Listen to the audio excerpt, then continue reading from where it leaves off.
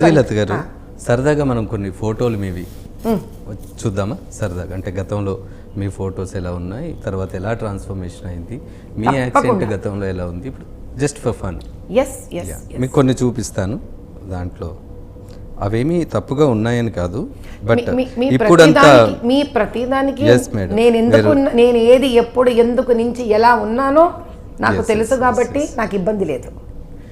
ఇలా ఉండే మాధవీలత ఇప్పుడు ఇలా ఉండే మాధవీలత ఏంటి ఇంత అది మా ఇంట్లో మీకు అది చెప్తాను.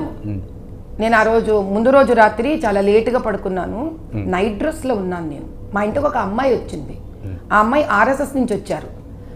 ఏం తల్లి వచ్చావు నువ్వు సడన్గా అంటే, ఏం లేదమ్మా నేను ఇట్లా మీకు విమెన్స్ డేకి ఇది ఇచ్చి వెళదాము అని అంటే, అలా చెప్పకుండా వస్తే ఎలారా తల్లి నువ్వు కాబట్టి నేను గబుక్కని బయటకని వచ్చాను అని. మరి వెయిట్ చేయ కాసేపు నేను తయారై బయటకు వస్తాను అని అన్నాను. అంటే I was about to go, స్నానానికి వెళ్ళబోతున్నా నేను.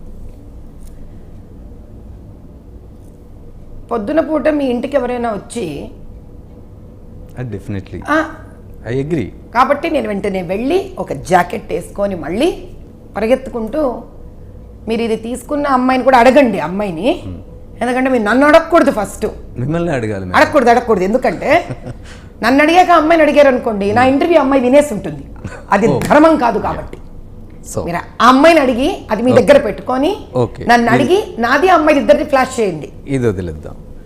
ఇలా ఉండే మాధవీలత మొహానికి ఎలాంటి బొట్టు ఉంది, ఇప్పుడున్న మాధవీలత మొహానికి? అది ఎన్నేళ్ల క్రితం చెప్పండి, చెప్తా మీకు. బహుశా ఒక 5 ఏళ్ల క్రితం ఉంది. ఇంకా ఎక్కువే? No, 5 years back. Fair enough. అది నేను వెళ్ళినప్పుడు ఇది టైమ్స్ వాళ్ళది నాకు తెలిసి ఒక అవార్డు ఫంక్షన్.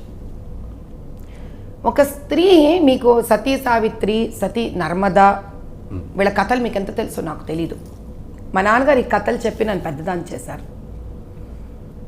మీరు ఏ ఫోటో అయినా నాది బిఫోర్ మ్యారేజ్ మీరు కనుక తీసుకుంటే కనుక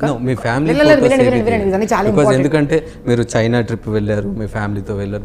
ఈ ఫ్యామిలీ కాదు, you are not understanding yet what is the family in my words.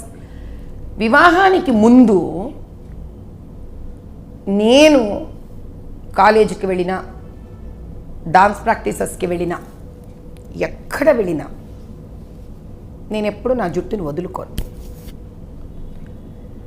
అది నేను పెరిగి వచ్చిన పద్ధతి. నాకు వివాహమైన తర్వాత, నాకు వివాహానికి ముందు నా చిన్నతనం నుంచి కూడా మా నాన్నగారు నాకు ఒకటే నేర్పించి పెద్ద చేశారు నన్ను. ఒక వయసు వచ్చిన తర్వాత, ఒక వయసు పెళ్ళికి ముందు వరకు తండ్రి మాట, అన్నదమ్ముల మాట, వివాహమైన తర్వాత భర్త మాట, ఒక వయసు దాటిన తర్వాత కొడుకు మాట వినడం అనేది సనాతన ధర్మం తల్లి అని చెప్తారు. అది ఒకసారి కాదు, చిన్నప్పుడు నాకు కథలు చెప్పి పెంచారు మా నాన్న. దానిని నేను ఎప్పుడు తూచా తప్పకుండా పాటించిన వ్యక్తిని నేను. వివాహం అయిన తర్వాత, వివాహమైన జంటలు, భార్యాభర్తలు ఏ విధంగా అయితే వాళ్ళకి భార్యకు నచ్చినట్టు భర్తలు మారేవాళ్ళు కొంతమంది ఉంటారు, భర్తకు నచ్చినట్టు భార్యలు మారేవాళ్ళు కొంతమంది ఉంటారు. అలా మా వారికి కాస్త సటిల్గా తయారవ్వడం ఇష్టం, వారికి నచ్చినట్టు ఉండడం నాకు ఇష్టం.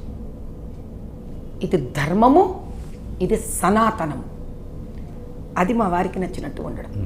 ఈరోజు మాధవీలత గారి మెల్లో ఎప్పుడు నిత్యం ఒక పసుపు తాడు ఉంటూ ఉంటుంది. పసుపు తాడు ఉండి చాలా ఏళ్ళైంది. పసుపు తాడు ఉండి చాలా ఏళ్ళైంది. రుద్రాక్షలు ఉంటాయి, నల్లపూసలు ఉంటాయి.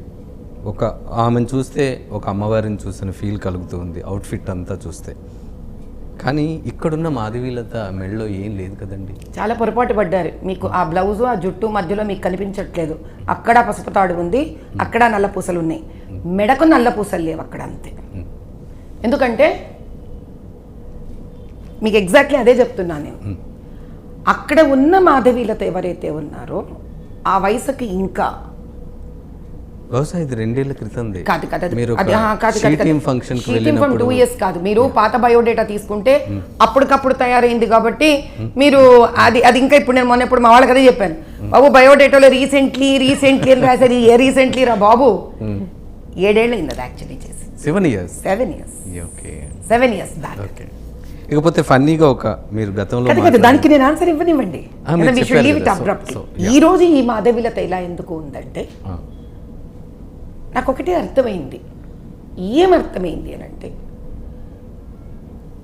ఆ రోజు నేను మా వారి కోసము అలా వయసు బీదరికం నుంచి ఆ షిఫ్ట్ వీటన్నిటి మధ్యలో సాంప్రదాయంగా ఉన్న ఒక సెమీ సెటిల్ ఆంటర్ప్రెన్యూర్ స్టైల్ ఉండింది నాలో. కాబట్టి నాకు ఈరోజు అర్థమవుతుంది ఏమని, ఒక యుక్త వయసులో పిల్లలు ఎందుకు అలా డ్రిఫ్ట్ అవుతారు అని. మీరు ఎప్పుడూ చూడండి, ఒక వ్యక్తి అన్ని లెవెల్స్ చూసి వచ్చిన తర్వాతే సెటిల్మెంట్ వస్తుందండి. ఈవెన్ అన్నమయ్య కూడా అదే అంటారు. అన్నమయ్య అదే అన్నారు, వాల్మీకి గారు కూడా అదే అన్నారు. ఇప్పుడు మీరు వాల్మీకి అంత మహానుభావరాల్ని నేను కాదు, కానీ మీరు వాల్మీకి వెళ్ళి నువ్వు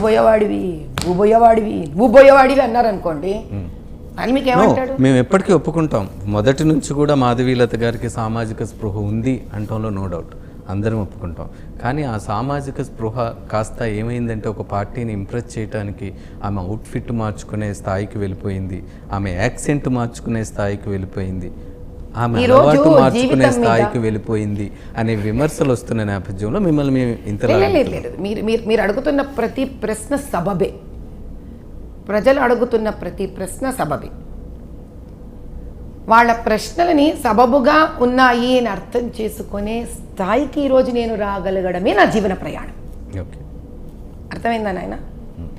కాబట్టి ఈరోజు ఎప్పుడైతే కాలేజీలు, పిల్లలు, వ్యవస్థ, ఇంటర్నెట్, దాని తర్వాత ఇన్స్టాగ్రాములు, ఫేస్బుక్, డిజిటల్ మీడియా, కానీ సనాతన ధర్మము, మీవి పబ్లిక్ డొమైన్లో చాలా తక్కువ ఫొటోస్ ఉన్నాయి, చాలా జాగ్రత్త పడినట్టున్నారు. ఎక్కువ అస్సలు మీ భూతద్దం వేసి వెతికిన ఒక్క ఫోటో కూడా దొరకడం చాలా కష్టం అవుతుంది. అంటే ముందుగానే ప్లాన్డ్గా అన్ని మూడేళ్ళు. మీరు ఒక పని చేయండి నాన్న, మీ అమ్మగారిని వెళ్ళి ఒక ప్రశ్న వేయండి, మరి ఆవిడ వయసు ఎంత? మీకు పెళ్ళైందా? ఒక పాప కూడా ఉంది. మీ ఆవిడ వర్క్ చేస్తారా? Senior accountant. Very good. ఆవిడ అన్నీ మానేసి ఇంట్లో 3 పిల్లల్ని పెంచుతూ ఉండమని చెప్పండి, హోమ్ స్కూలింగ్ చేస్తూ. అప్పుడు తెలుస్తుంది మీకు, అది ఇంట్లో ఉండి పిల్లల్నే పెంచమన్నారా, లేకపోతే స్టైల్గా తయారీ ఫోటోలు తీసుకుంటూ అప్లోడ్లు చేసుకోమన్నారా? ఇప్పుడు నాకే ఒక ఫేస్బుక్ ఉంటే మా పిల్లల ముందు ఫేస్బుక్లు మొదలు పెడతారు, నాకు ఇన్స్టాగ్రామ్ ఉంటే మీకు అవేమీ లేవు. ఇన్స్టాగ్రామ్ కూడా మొన్ననే మీ పార్టీ పబ్లిసిటీ సెల్ వాళ్ళు క్రియేట్ చేసినట్టున్నారు, పేజీలు కూడా పార్ట్ ఆఫ్ ద పబ్లిసిటీ మీరు క్రియేట్ చేసుకున్నట్టున్నారు. ఎక్కడ కూడా పబ్లిక్ డొమైన్ లో మిమ్మల్ని భూతద్దం వేసి నెతికిన ఎందుకు నేను లేను కాబట్టి. నేను చేసిన చారిటబుల్ వర్క్స్ అంటే ఒక తెర వెనక ఉండి చేశాను. 3 పిల్లలు ఇంట్లో పెంచి పెద్దవాళ్ళని చేసుకున్నాను.